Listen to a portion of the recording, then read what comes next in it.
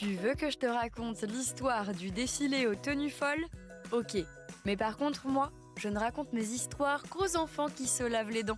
Alors attrape ta brosse à dents, ton dentifrice et tu frottes jusqu'à ce que l'histoire soit terminée.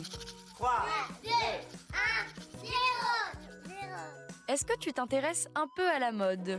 Les dernières tendances, les défilés, les magazines ?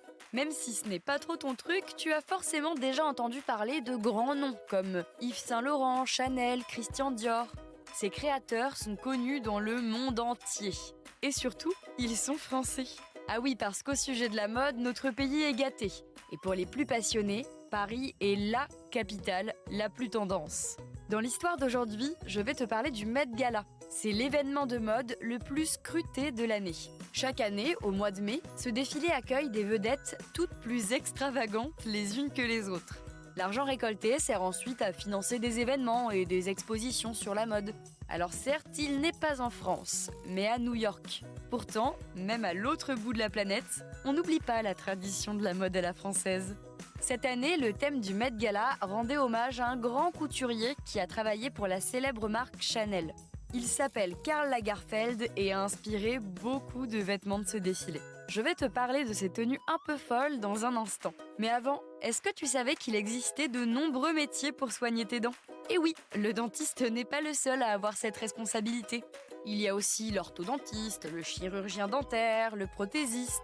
Et chaque métier s'occupe de choses complètement différentes. Par exemple, il y a l'orthodontiste qui s'occupe surtout des défauts de position de tes dents. Il choisit donc quel appareil dentaire est le plus adapté pour toi. Quant au prothésiste, lui, il est chargé de fabriquer ces mêmes appareils dentaires en fonction de l'empreinte de tes dents.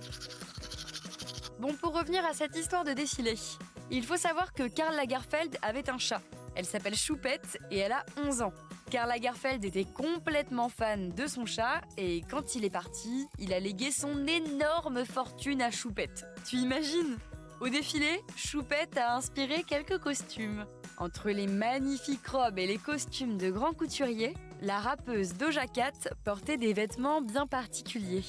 Elle s'est présentée dans une tenue, comment dire, féline. Une longue robe blanche à poils, des ongles très longs comme des griffes et surtout un maquillage avec des effets spéciaux super bien faits pour la faire ressembler à un chat. La chanteuse était en fait déguisée en Choupette. Ce n'est pas la seule à avoir eu cette idée. L'acteur Jared Leto est carrément venu sur le tapis rouge dans un costume XXXXL de Choupette. Une vraie mascotte.